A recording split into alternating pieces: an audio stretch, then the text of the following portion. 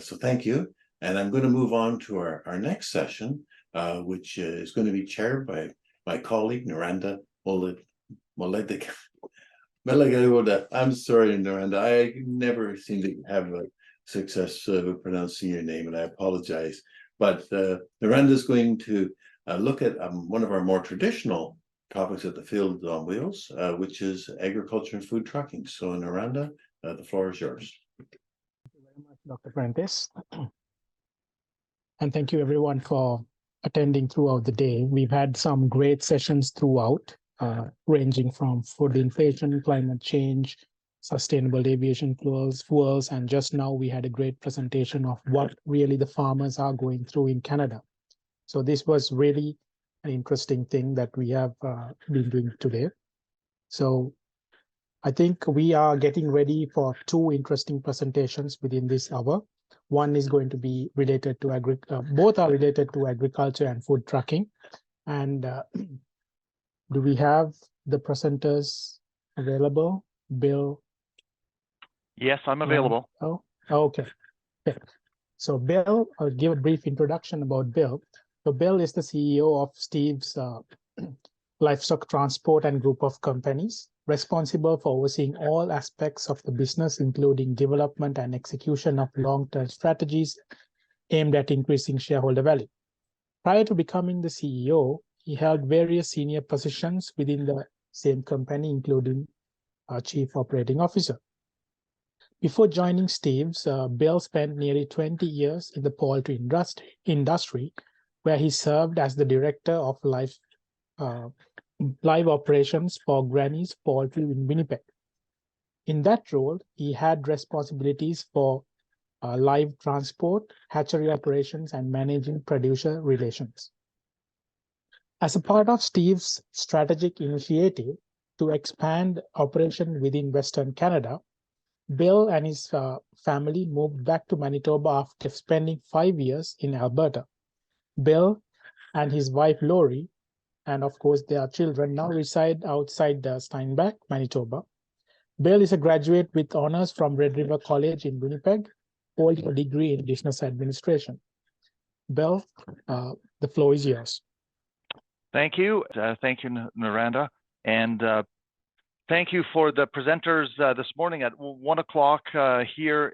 I get the honor, I suppose, of having your lunch digest, and I'll try to keep you awake and alert, and I won't bore you with too many slides.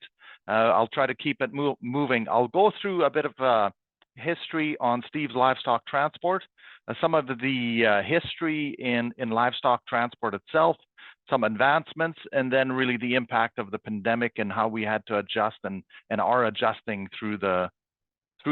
still adjusting through it. Steve's Livestock, I've got to get to the next slide here. There we go.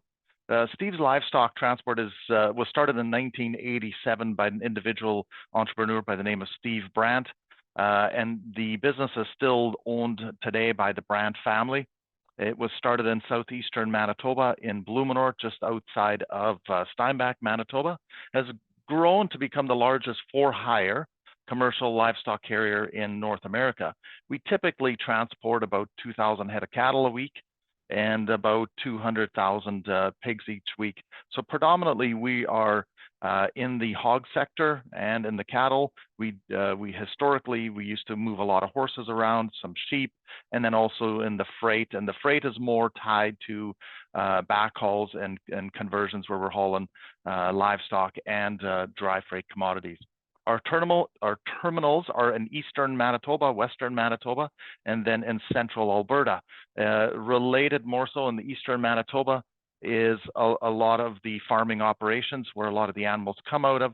Western Manitoba is the end destination for processing facility, and same with central Alberta. The reason we have a footprint there is it's the processing facility, so that's kind of our end point. The business started, first of all, as an individual earning a living, and then grew as an entrepreneur, grew the business as different needs arose, not only in the trucking side of it, but also in the washing and in the maintenance of the equipment. Our lanes are, as I mentioned, predominantly in Western Canada, but we are with multiple units, a dozen or so units typically in Eastern Canada, and then all over the United States. We move processed finished animals and then some small young animals, where Western Canada has a fair bit of sows, and the small pigs, iso-wean pigs, move into the grain belt into the United States, and we move significant amounts of those animals into there. And then there's a healthy genetic stock in Canada that gets moved globally into different airports. So we do a fair bit of out of Western Canada, Saskatchewan, Manitoba, into historically into Chicago O'Hare, Miami International, and recently more into New York instead of Chicago for some logistical reasons. And there are some that do go out of the airports in Western Canada as well, but it's fairly costly to get a plane if it's not a full load into those airports, where New York, Miami, it's more cost effective to truck them and then to fly them from there. The model of the company, as different challenges came along, we went more into the biosecurity services. We're washing all of the trailers, and so today we have a group of companies that's Blue Water Wash, and then we have our own shops at multiple locations, and then we have a regional freight carrier along with a driver training school that has 3 locations. All of those were really necessities that we needed to continue to grow our business and meet the demands that were out there. So today we run a payroll typically that's about 460 employees, and we run a trucking business that's made up of company trucks, and then a segment that is lease operators, which is individuals owning their own trucks, and then they're contracted exclusively for trucking for us. We run 155 trucks with a tight trailer ratio of 1.25, meaning we have just under 200 trailers. That's a little bit of history on the company. The biosecurity changes and requirements and the spread of the disease really developed in 1997, is where we built our first clean-out facility, and has really grown from there to have isolated facilities where we park our equipment that's has minimum distances from any other livestock, and that's for moving the breeding stock. So we do everything from from washing to sanitizing, to washing the undercarriage, to drying trailers, and also heat treating, and then isolating that equipment to go to high health barns. So we have facilities that are at our terminals, and then we also have isolation places like on the Trans-Canada Highway. We have two facilities that are off the highway where we move our equipment, and then often referred to as baking trailers, that brings the temperature of the trailer to 168 degrees Fahrenheit for minimum time to kill all of the bacteria in the equipment. The business itself is really rooted in adding value to the industry that we do business in. We want to add value to the people that we work with. We want to add value to our customers and the industry as a whole. So from the early start of the picture on the top left is where our first wash bay, first office, first logistics, that's where it all started, to today where it's spread out across Western Canada.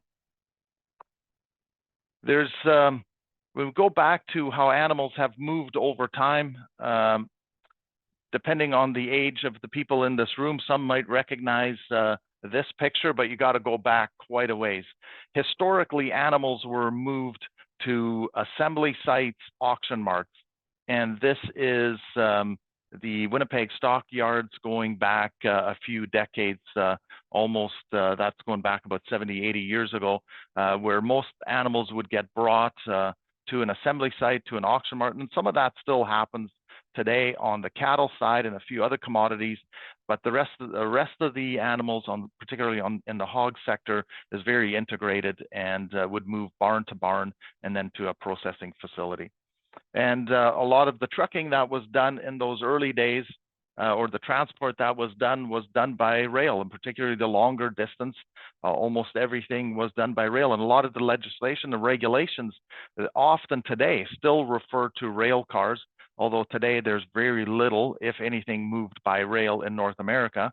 A lot gets moved over the road with trucks and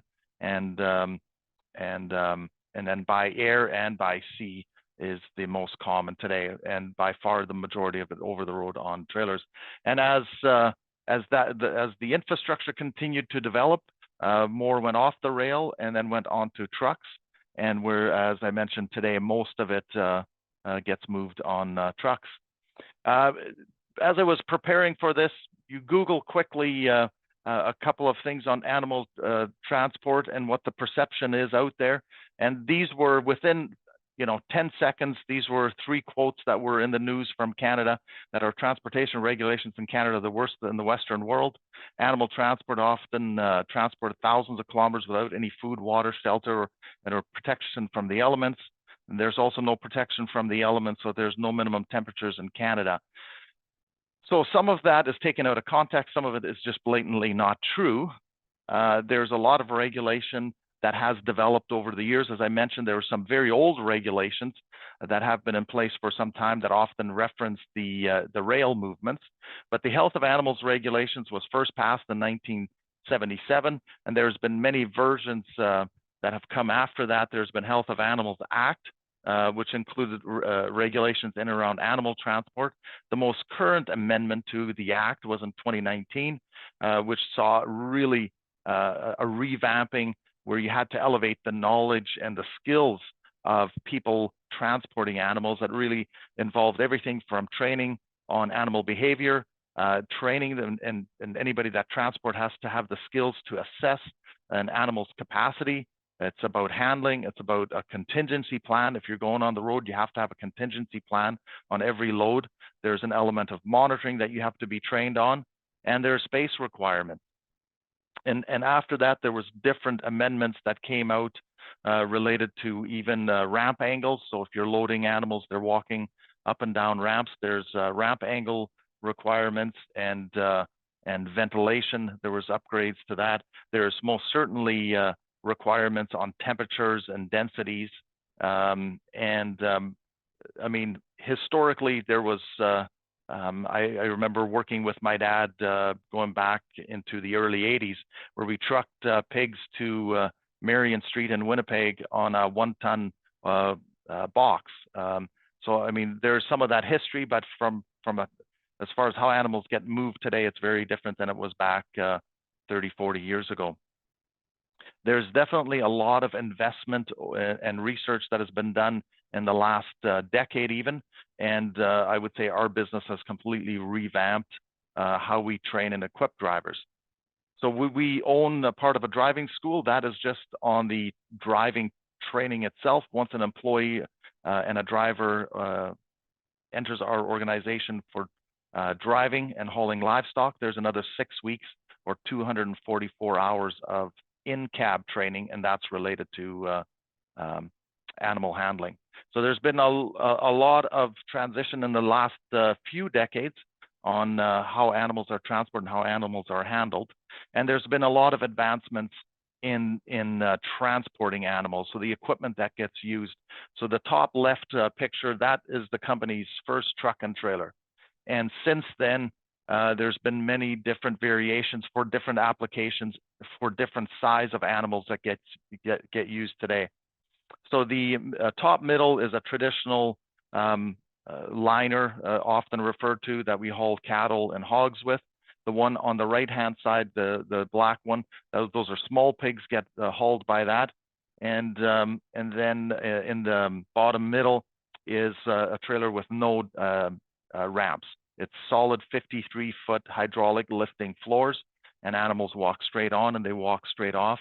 And then the one on the bottom right is a fully insulated, ventilated trailer. Those are for genetic movements, long distance movements. It has drinkers inside, has generator backup, so that if the truck stops, the fans are controlled and will have variable speed fans in there to move air into the trailers. So there's been a lot of advancements in the last decade on the animal transport. The far majority of them still get moved by the trailer that you would see in the top center. So the commodity-based, the animals that are going for processing, the mature animals, which is the majority of what gets moved. would be moved with a trailer like that, but then specialty animals would get moved with a variety of different trailers. There's a lot of planning that goes into each and every load. This is, for example, a system. This is automated to our logistics software that we use. So any order that comes in, there's an estimated weight of an animal that goes into the system. A unit number gets applied. It automatically draws out the temperature forecast for the duration of this trip, because it has a start and an end date with times in it. So it draws the temperatures into it, and then it makes a calculation on how many animals you're going to put into each and every compartment. So by the time the driver shows up, the driver logs into a screen in his truck, same as you log into any other computer. It has all of his information there. It has his load assignments there and exactly where he's going with directions to the farm, and then the exact loading schematics. And it includes exactly how much bedding to put into each trailer. So a lot of that, this has been in place for a decade, and there's been a lot of advancements in animal transport over the last number of years.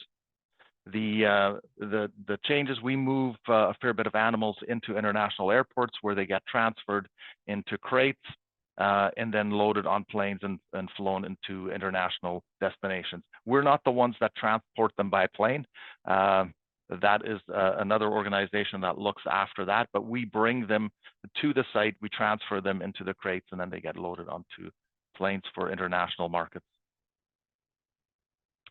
Really the shift and the transition that we went through during the pandemic and after, we saw, first of all, the uncertainty created people were nervous, and it took an emotional toll on many people as they're going through it. A lot of the uncertainty and the rapid change from day to day, we certainly noticed that, and we had to pay more attention to that as we came out of that. People working from at home, people transitioning back into the office, and then the uncertainty that went through all of that. In the midst of that, we made a decision to, our repair shops doubled our inventory on parts to repair our equipment. All of our businesses, our shops, our wash bays, we do our own, but we also do about 55% of it is also full retail work. So we service other customers as well. So there was a significant cost impact because of the supply chain disruptions. We doubled our inventory levels that we had for all parts, tires, replacements, simply because of the uncertainty that we started to see. On top of that, as we were rolling into it, about a year into it, started to see really the rolling stock, the trucks and trailers, price fluctuations. And I use the term 20 to 40%. That's kind of where it settled out at. There was times where it was even crazier than that, where you couldn't buy a truck if you needed to buy one, and the cost was substantially higher than that. What it settled out at is, on the truck side, we see for sure a 20% increase from pre to after, and on trailers it's a 40% increase. So to apply that throughout the system and to try to keep your margins in that has been quite a challenge. The carbon tax certainly had an impact on fuel price today. That would be about a 20% impact that it has on our diesel costs today. And we saw an uprun as well during the supply chain disruption. There was all kinds of wonky things happening with on the transportation over the road with pricing, that the driver rate increases, pay increases went up, and ours ranged depending on what lane it was. Some short haul regional would have been more in the 12%. Some long haul US destinations, we were just over 20% that we increased our driver pay on. And then the cost to borrow in the last year has substantially impacted our business. So in all of those things, we've had to make some tough decisions along the way.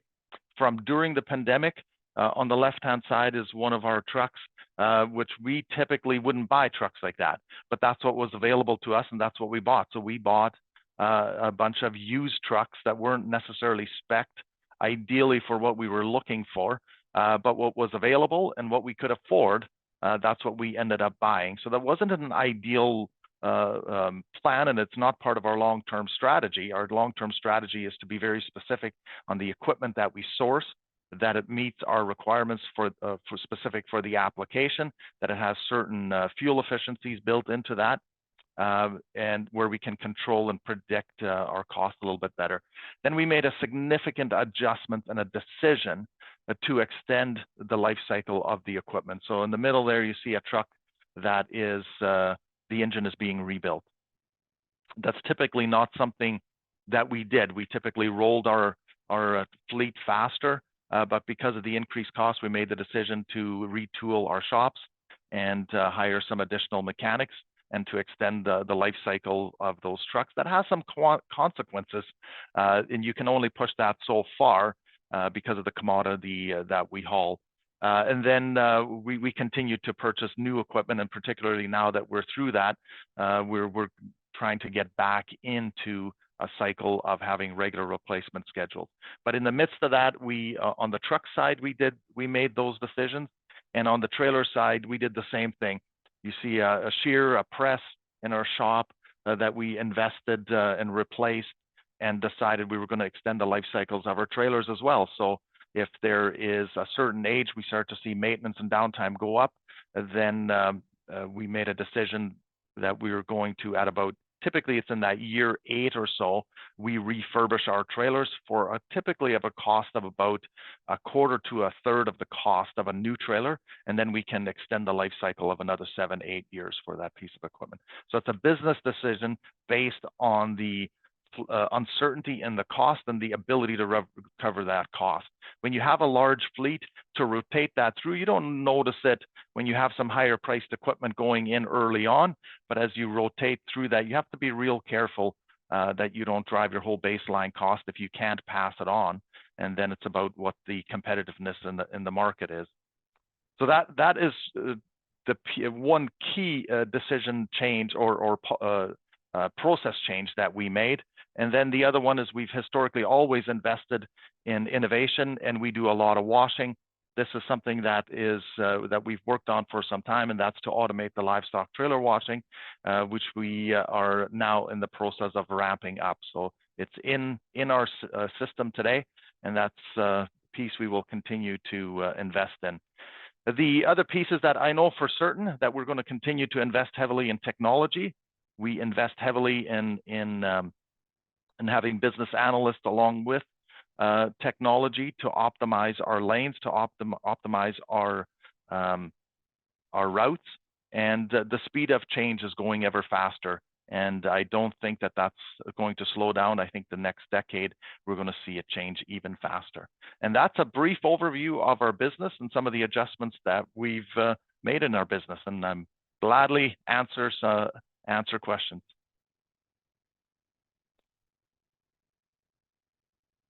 All right. Thank you very much, Bill, for the great presentation. So we do have one question in the chat that's from Dr. Prentice himself. Does the number of hot summer days make it more difficult to transport animals? And yeah, the short answer is yes. One of the quotes that I had on there on cold temperatures, that there was no regulation on that. To haul animals in cold temperatures is much easier. The trailers can be closed off, they heat themselves, that's not an issue. It's the hot temperatures that is an issue, and we use the temperature and humidity forecast in our route to scale back. But the capacity is reduced and the cost to the shipper increases as temperatures get warmer. Following up on that question again, what about the drivers? Is it difficult to find drivers who can handle loading, unloading procedures? And if you change animals like into bisons, are they more challenging? How does it fit to your? Yeah, so finding drivers has been a challenge my whole career. So I don't think that's going to change anytime soon. That has typically been a shortage of drivers in the North American trucking industry, and we see the same thing. We have multiple ways that we recruit. So we've invested everything from training schools so that we have new entrants. So we spend time in the high schools and different job fairs to bring them into the training school.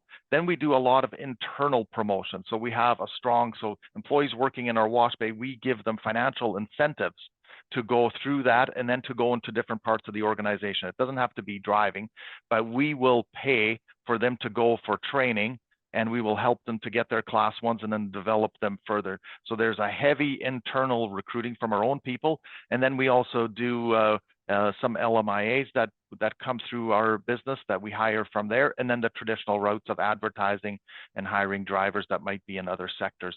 So all of those have given us the ability to grow the business, but it's still challenging, and it's typically a minimum of a $20,000 investment to get a driver trained in our business. And if they're 3-6 months in and they decide, hey, you know what, this is not for me, you got to respect that, and you can't recover that cost. And we have another interesting question coming from Ross.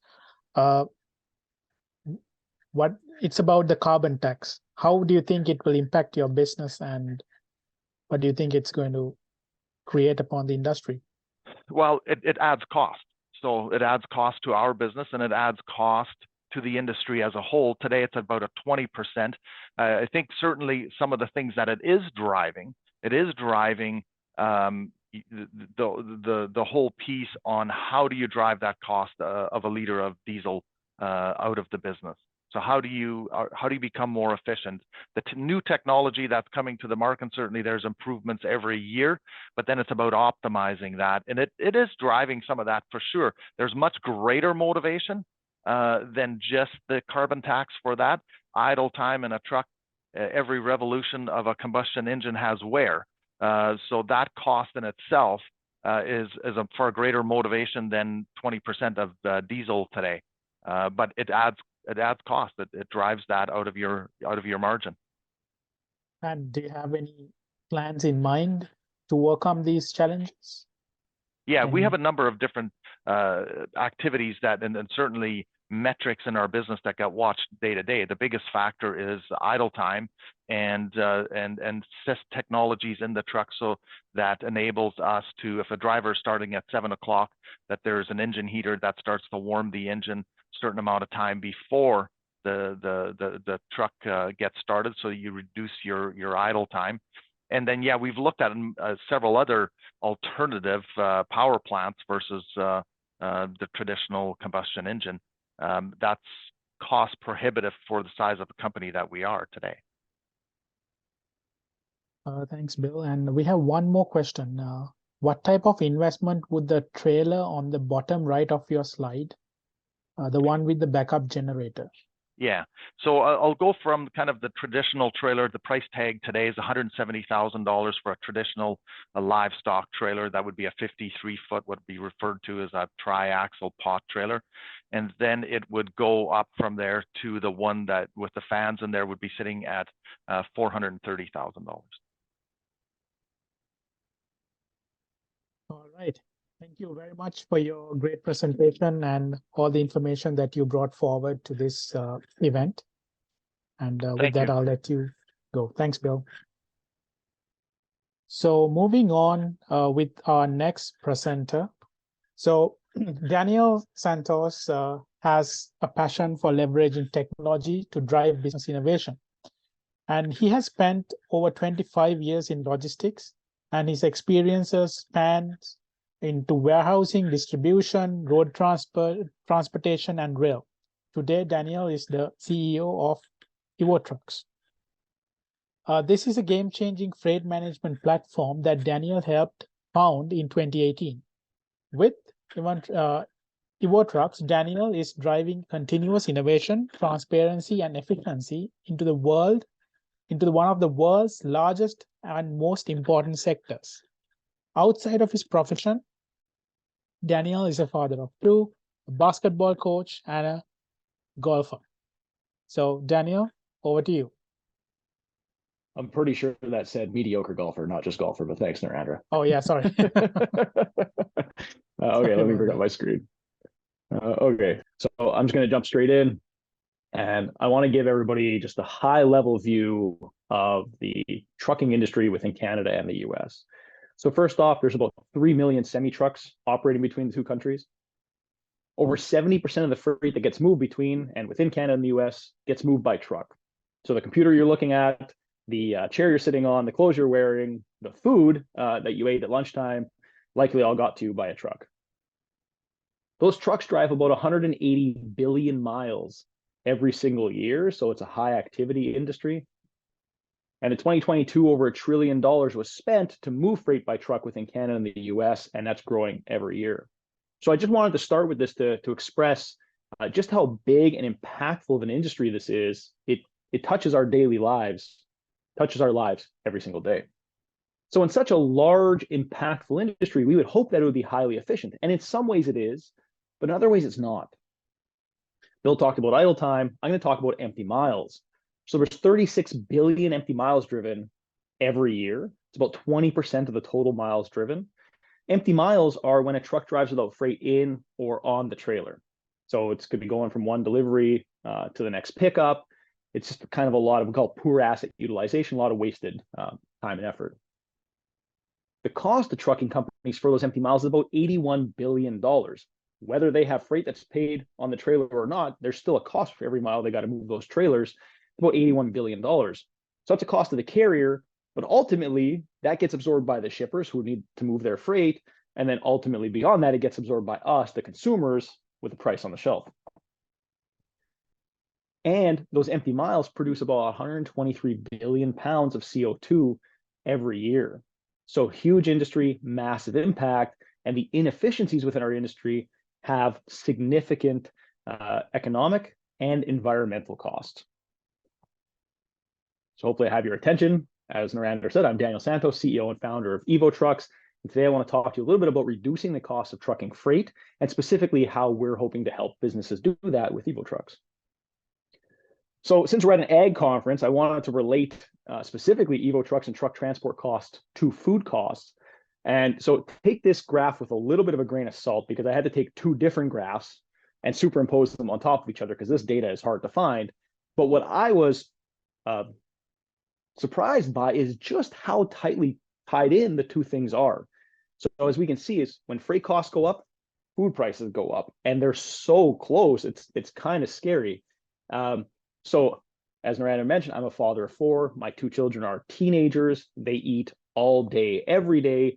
Going to the grocery store is scary right now. It costs a fortune to feed our families, and we're certainly not the only ones feeling that. So in the logistics industry, I feel a responsibility that if it's pretty clear, if we can lower the cost of freight, that we can then lower the cost of food, which is good for all of us. So we're hoping to drive towards that. So again, high level, what impacts the cost of truck transport? If you want to go lower level in this, you can talk to Bill. He'll give you much more detail. I'm going to stay high level. One is capacity. Are there trucks available where you need them? Is there 1 truck, 2 trucks, 200 trucks? The amount of capacity will impact the price. Seasonality, peak demand. If you're looking for a refrigerated trailer out of Georgia during peach moving season, you might have a hard time finding one. And if you find one, it's probably going to cost you a lot because there's a lot of demand for that equipment out of that area at that time. Operating expenses, Bill just talked about it. Cost to buy a trailer is outrageous. What's the price of fuel right now? What's the price of driver wages? All these things impact, obviously, the operational cost of a truck and therefore the cost to everybody else to move the transport or the freight. Weather, hurricanes, blizzards, earthquakes, tornadoes, pretty obvious these things can have a big impact on price. Strikes will be relevant to probably a lot of people on this conference. You can remember a few years ago, one of the rail lines went on strike. I can't remember which one it was, but it was right at, I'm going to say harvest time, probably the wrong term, but right when farmers needed to move their goods to market, and farmers had to rely heavily on truck during that time. Well, that increases demand, lowers capacity, increases price. Truck was already a little bit higher than rail. Wasn't a great situation for them until that got sorted out. And of course, massive impactful things like wars or pandemics, and obviously pandemics is still fresh in all of our minds coming out of the COVID pandemic. And so I want to stay on the pandemic conversation a little bit and talk about what we saw happen during the pandemic. And just for a little context, Evotrux been around since 2018, but we actually pivoted during the pandemic and relaunched in 2022 based on what we saw. So the first thing we saw was extreme cost increases. We're talking to manufacturers, retailers, distributors, and they're saying we're paying 5, 6, 700% more to move loads today than we were in the previous period. They were going broke trying to keep up with it. As Bill mentioned, the price to buy trailers and get parts went through the roof as well. So carriers were feeling it too. We also saw a lot of fear and uncertainty, specifically talking around pricing. Nobody knew what the right price to pay or charge was. I'm paying $10,000 to move a load today that was moving $2,000 3 months ago. Is that right? Should I be charging $10,000? Nobody really knew. And because of that, vultures swooped in and took advantage of a vulnerable market. And I want to be careful here, because in any market, there are, air quote, vultures on all sides. What we saw primarily during this time, though, was some trucking companies gouging their customers, but it wasn't a huge percentage from our observation. What we saw more was the third parties in the middle, freight brokers, that are relied on by both shippers and carriers as the experts in the industry. They really took advantage. So shippers were paying way more, carriers were making a little bit more, but it wasn't really keeping up with their costs. So both were kind of going broke during the pandemic, and freight brokers were posting record profits over and over and over again. And so we really didn't like what we saw, and we saw a lot of vulnerability that we wanted to address. And so the question was, how could this happen? How do we get in this situation? And the first thing that we concluded was that customers, shippers, and carriers have limited visibility. Most of the shippers we talk to deal with 1, 2 trucking companies, maybe 3. They maybe have a broker or 2 they deal with, very small networks. And so if you're looking for a truck in an area and you have 2 people you can call, but there's 200 trucks available in that area, you don't get a real picture of the market. And so when things like pandemics happen and there's this exposure and this vulnerability, if you can only talk to 2 people instead of 200 people, do you really know if you're getting competitive market pricing? Do you understand how much capacity is actually available? These limited networks, this limited visibility really put people into kind of, I'm going to say, hostage situations. That was combined with a lack of data, and more specifically, a lack of universal data that everybody trusted. So most companies on all 3 sides, shipper, carrier, broker, they all have their own data, right? They keep spreadsheets, or it's in their operating system. They can look back historically and say, last year we charged $4,000 in that lane. Let's increase a little bit for inflation. We'll charge $4,200 this year. But it's not representative of what's happening in the market. And I'll give you an example that's specific to what we see day in, day out at Evotrux. We'll get a load posted by a shipper, and it'll get, let's say, 10 quotes from carriers. The same load, right? All going in the same lane, needing the exact same equipment, and we'll see variance in pricing by thousands of dollars. You can go from $2,000 to $8,000 on the same shipment. Why is that? These trucks all have roughly the same operating costs. They're all moving in the same lane. Why is there such a difference in price? And the reason is because nobody knows what's the starting point. Is the price here or is it here? It's a lot of guesswork. And so those 2 things combined create an environment in our industry that is akin to the Wild West. And what I mean by that is, in the Wild West, it was the fastest gunslinger that was top dog, right? Billy the Kid. In our industry, it's the fastest talker, the best negotiator. Rates are simply decided today primarily by who is the best negotiator and who has the most leverage, not by data or any reality. And I'll get some people that will challenge me on that, but we see this day in and day out. So it's a pretty scary situation when you consider just how big and impactful our industry is. And so the question is, how do you fix it? Well, there's really 2 things from an operational level. One is you've got to create more efficient tools so people can expand those networks, can increase their visibility. And again, I'll give you an example. If you and I are on the phone for 5 minutes negotiating a deal in an industry with millions of moving parts, how many opportunities do we both just miss? The answer is almost always probably at least a few, and we may have both just missed better opportunities than when we negotiated. So we have to make a communication system that allows people to communicate broader, faster, more efficiently. The second thing we have to do is create a universally trusted data source, so that when the shipper and the carrier are going to negotiate that rate, they can see how it's been trending over time. They can see where it's at this period. within a range, and there's a starting point that they can agree on of where they want to be within. If we can do those two things, we can take a lot of the inefficiency out of our industry. Pardon me. So with all that said, I'd love to introduce you to Evotrux. Evotrux is the all-in-one freight management system where we combine a transparent, efficient freight marketplace with business intelligence tools that provide key insights to our customers to help them make data-driven decisions. Shippers that use Evotrux access more providers, more visibility, as I mentioned. They're able to easily vet new carriers and track carrier performance. They streamline communication by eliminating phone calls and emails, and they make better decisions using those data-driven insights that I mentioned. On the carrier side, we're not just one side focused, we focus on both sides. Carriers are able to work with more direct shippers, limiting their reliance on expensive third-party services. They're able to reduce their empty miles. They also streamline their operations by eliminating those time-consuming tasks. And they're also able to use that data to make more profitable decisions. So we're pretty high on our data. We feel that it's a very unique data set that has a lot of value. And I just want to express maybe why a little bit. So first is that the data on Evotrux is uninfluenced. We're not a freight broker, a shipper, or a carrier. We don't own any side of the marketplace. We don't decide what the rates are. We don't decide what the rates are going to be booked, what carriers are quoting. Every transaction on Evotrux happens between independent parties. So the data on Evotrux is a true market representation of what's happening in the industry. It's not Evotrux saying this is Evotrux data, this is what we've achieved in the industry. Second thing is it's unsolicited. We don't buy third-party data from outside sources in any way. All the data that we have is captured internally through our platform. If you buy outside data, you can get a lot of it pretty quickly, but it's really hard to validate that you're getting the full data set, that it's accurate data, that it's real data.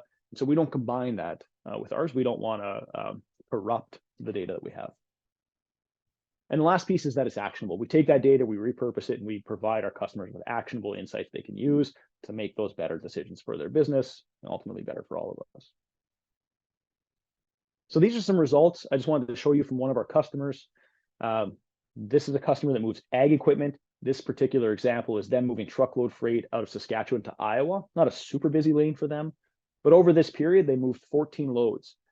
And the difference between the price that they booked their loads at, or they booked the trucks at, and the average price they were getting quoted, the asked price, was about $6,800 over those 14 shipments. I think it's $500-ish per shipment, something like that. So if you're only dealing with two trucking companies, maybe they're on the blue line all the time. Maybe you're getting the best price and service every single time. But maybe they're at the green line or higher. If you're only talking to two, you never know where they are because you don't have a picture of the market. So if you're able to use Evotrux and reach more providers, access more data, you have a pretty good idea of where you stand. And by the way, 65% of the shipments on Evotrux book above the lowest rate offered. So it's not just the lowest price that matters to shippers. They care about service and price. It's the best combination of both. Stepping back, just looking even a little bit higher. This is just an example of the difference between front haul and back haul rates. So east to west and west to east for dry van loads within Canada. Difference about 36.5% over a period of time. And I show this just because we're using this data to provide, to create understanding so we can create predictive models so we can help businesses forecast forward. And also if you have to build out that next processing plant or something like that, you might want to be able, or you might be able to use this data to help decide geographically where you want to put it. So this is what my life looked like before Evotrux. It's why I built Evotrux. If you feel like this or your employees feel like this, trying to manage your day-to-day logistics, we'd love to have you visit evotrux.com. Give me a call, send me an email, schedule a demo. Would love to talk to you and help your business find some efficiencies. And ultimately, hopefully we can bring those food costs down together. That's it. Thanks very much.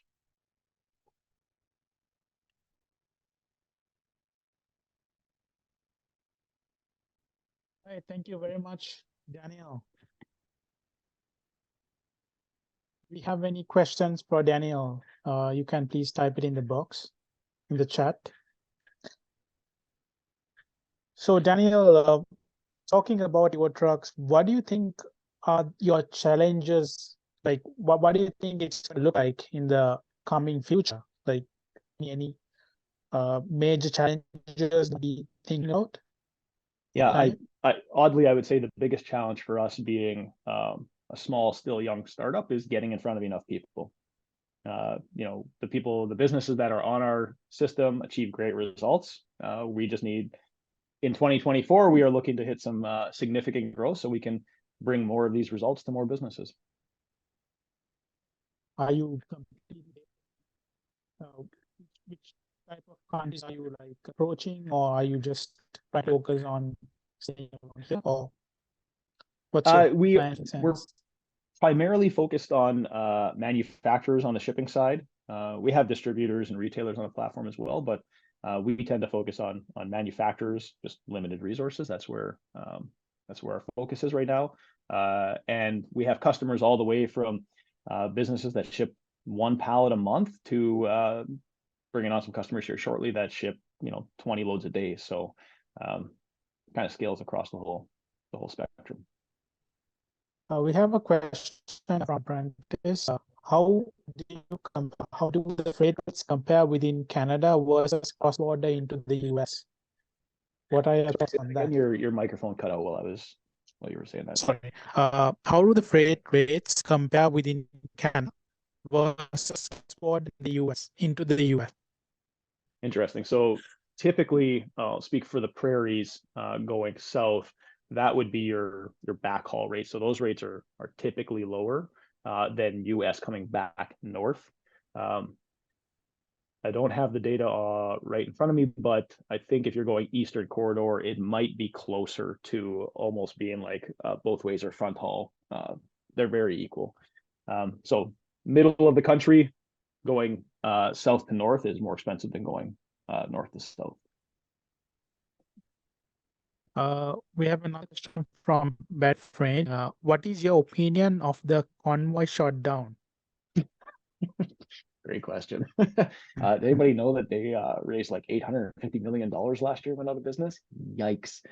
My opinion on that is a lot of these tech companies decided to try and become digital freight brokers, within the last 5 years, because they saw an opportunity to use tech to not improve, but increase the volume of freight brokerage transactions. The challenge is that there's nothing really special about their technology. And so you can get a Convoy or an Uber Freight that spends billions of dollars trying to secure a market, right? They get in there first, they spend a bunch of money on marketing and sales, and they capture most of that market. But the second another company comes in that does the exact same thing and offers a slightly lower price, what holds you back from losing that? And so Convoy decided to try and buy a lot of assets. They wanted to also be a big trucking company. So whenever one of their third-party trucks couldn't service something, they would just send a truck into it. And I think they realized pretty quickly, trucking is not an easy business. Logistics is a very complex business that requires experts running it, and you don't just get to do it. By the way, nothing against Convoy. The guy who started Convoy went to a truck stop for 24 hours, talked to some truck drivers, and decided he was going to start a business. Not exactly somebody with a ton of industry experience. So they spent a fortune on assets, and they bought them during the pandemic when the prices were through the roof, and then when the prices started dropping, they felt it. And you can burn a lot of cash really quickly in the trucking industry, and they did, and they couldn't recover from it. So I think technology in our industry is important. I think the broker model has some inherent challenges where you're focused on the broker value before the customer value. And I think that there's not anything really separating them technically that protects them from other people coming in and just charging less. Good question. Any more questions for Daniel?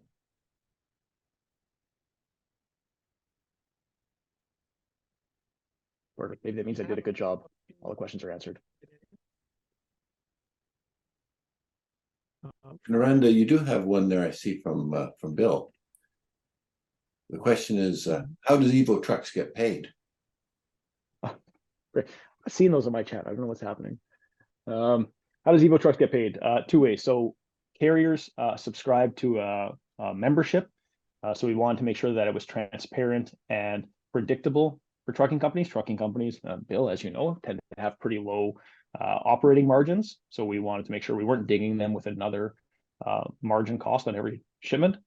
And on the shipper side, depending on the kind of shipments they want and the access to the data, they can use it all the way from free, or they can subscribe to a transactional called membership, where they pay a very small transaction fee on top of the cost for every shipment. So trying to create a value based for them and predictable, predictable and transparent pricing for the carriers.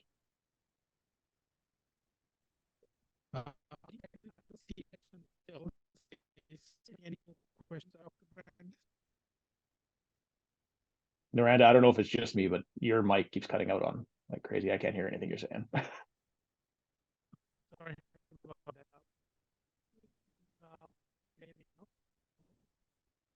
You sound like you're in a tunnel 100 miles away. Am I the only one? Somebody give me the like. No, Narendra, no, I think a number of us can't hear you as Okay. well. So, but you know, one of the questions I would have for you, Danny, is, you know, we are an agricultural area. There's a lot of grain that gets moved around, and canola is going to be moving to those crushing plants. Is that something that's in your future for Evotrux? Yeah, absolutely. We have a few. I'm not going to list their names because they're working towards being active on Evotrux, but a few companies that move a lot of commodity like that. And so we're now working at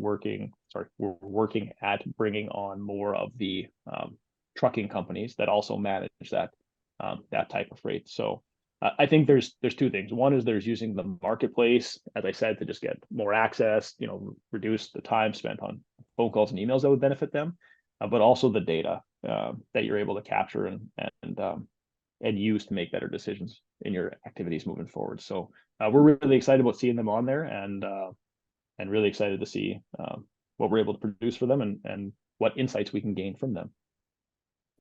Narendra has asked me to take over because his computer, I think, or internet has died now. In any case, I would also open this back to Bill. Bill, if you have any other questions or comments, or to each other as panel members, I would imagine that the animal transport is so specialized that this wouldn't be something that really is in your bailiwick, because you're pretty unique service. Yeah, not necessarily on the livestock side, but we move freight as well. And particularly if we move livestock south, we move freight back north. So there's a segment of what we move that would be applicable. Danielle, what is so the carriers that are using it? What space are they typically looking for? Spot market, or is using this for all of their movements? So great question. Evotrux started out focused exclusively on the spot market side of things, but there's now tools to help shippers and carriers work their contracted freight as well. So shippers can post private shipments with instant booking prices. So if they already know what they want to pay and who they want to work with, they can send it to them. And the benefit to them is, one, they use the system instead of an email, and it's putting in a spreadsheet, and then that data is collected. We're also going to be working on adding RFP tools in the near future as well. Okay. And then how many transactions would you have normally? I don't know how you measure yours, whether daily, weekly, or what kind of volume do you transact? Yeah, there's about 120 bookings per month right now. But as I mentioned, 2024, we're in the process of raising some funds to hit some significant growth goals in 2024. Certainly, from an economic perspective, I'm interested in this because we don't have a good source of trucking price data. You know, you can get price data for a lot of things, but because of the dispersed nature, and also, of course, I guess each type of trailer would have a different sort of price. So a dry van versus a tanker, a flat deck, and so on. And could you speak to that, Daniel? Yeah, I think that's, you know, I'll reference back a few years pre-pandemic. We were working with Transport Canada, and they were really interested in our data because they have data coming from the ports and borders, but they don't know what happens once freight gets into Canada or leaves Canada. So it's a big gap for them, and it goes across all the different equipment types. You can also move LTL, truckload, over dimensional freight on Evotrux. So the data set is quite broad in what we're capturing. Should be pretty interesting this year to see some of the insights we're able to pull from it. On that note, pulling insights, we are also working on an AI tool that will allow customers to engage with a bot on our system and ask questions about their data and in terms of benchmarking, stuff like that, which we're having a lot of fun with on the back end right now. So I think customers are really going to like that when it's available. Pretty cool. It certainly seems like there's lots of directions to go and opportunities, given that the system has not really seen the kind of transparency that's there. You know, the price discovery mechanism itself, we take that for granted in the grain industry. You know, the futures market's there, and everybody can more or less know what the world price is by opening the paper.